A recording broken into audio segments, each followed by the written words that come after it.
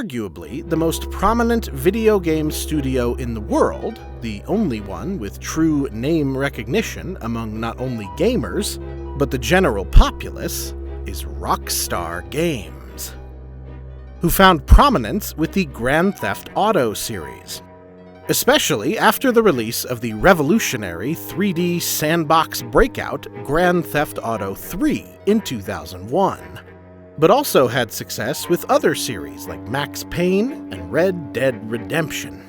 We will eventually discuss a GTA entry on this project, but ROCKSTAR's first appearance on the Dreamcast files is, ignobly, an arcadey tank shooter called Wild Metal. DMA Design Limited was a Scottish game company founded in 1987 that had their breakout success with the 1991 puzzle strategy hit Lemmings. Nintendo came calling and signed on to publish the DMA-developed unicycle racing game Uniracers in 1994. Nintendo signed an exclusive deal with them to create an original game intended to launch with their new Nintendo 64 console. DMA began developing a game called Body Harvest. It was demoed at Nintendo's 1995 trade show, but was described as being the most unfinished game there. The developers found that Nintendo was much more hands-on than their previous bosses, and between the time crunch and the language barrier, butted heads with executives on content, and Nintendo eventually decided to scrap the game altogether. After finding success with the aforementioned top-down vehicle shooter Grand Theft Auto, DMA managed to get Midway to help pick back up Body Harvest and get it published in the fall of 1998. Body Harvest tells a convoluted little story about an alien force harvesting Earth, with your player character manning a series of armed vehicles across a wide terrain, destroying alien enemies. It got middling reviews at the time and was considered a financial failure. Among the games DMA worked on in Body Harvest's wake was another apocalyptic vehicle shooter called Wild Metal Country, released on PC exclusively in Europe in May of 1999. In September, DMA's parent company went through several ownership changes, and ended up under the umbrella of ROCKSTAR Games, who assigned DMA to port Wild Metal Country over to the Dreamcast. That release, now shortened to simply Wild Metal, feels like a version of Body Harvest, with all of its personality sanded off. Wild Metal has the structure and clarity of an Atari 2600 game. You are given no establishing information, there are no cutscenes or text scrolls. You hit play, a loading screen says "Stand by for dunes," and the game simply starts. You are a diminutive tank, roughly the size of Wall-E, driving over a desert wasteland to not immediately clear ends. The HUD readout at the bottom has a ton of things going on, but no information as to what any of these flashing colors or symbolic switches do. In true old-school fashion, the story and background is exclusively in the manual.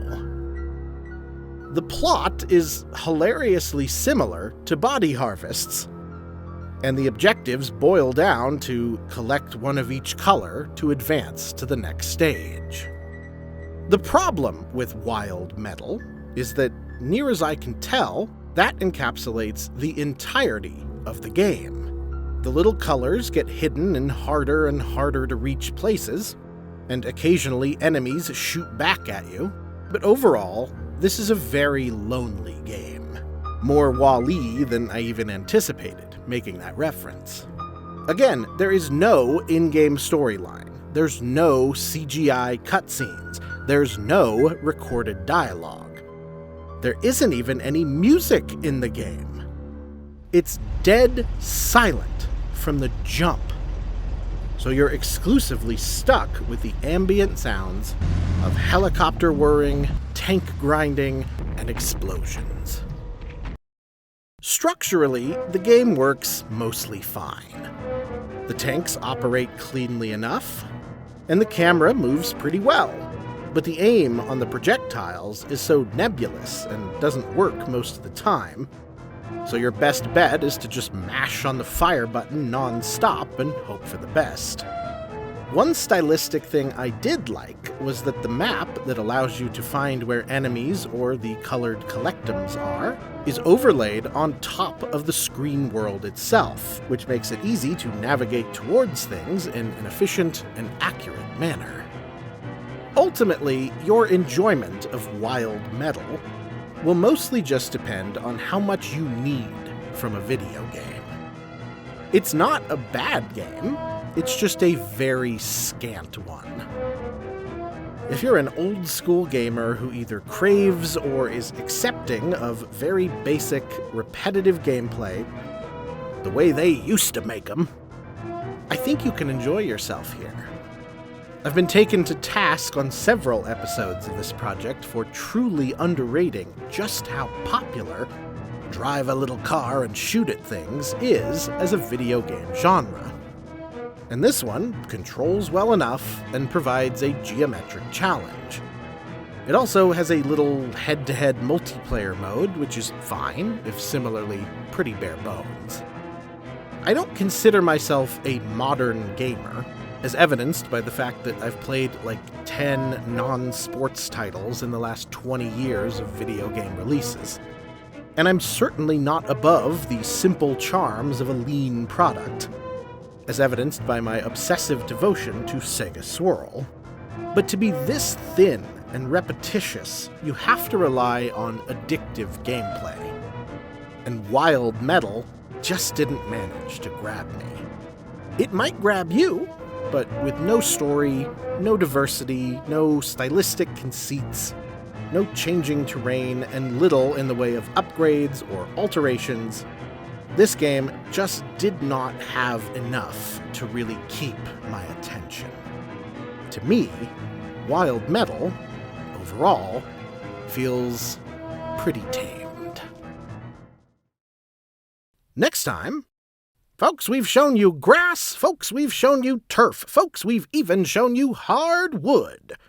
But are you ready for ice?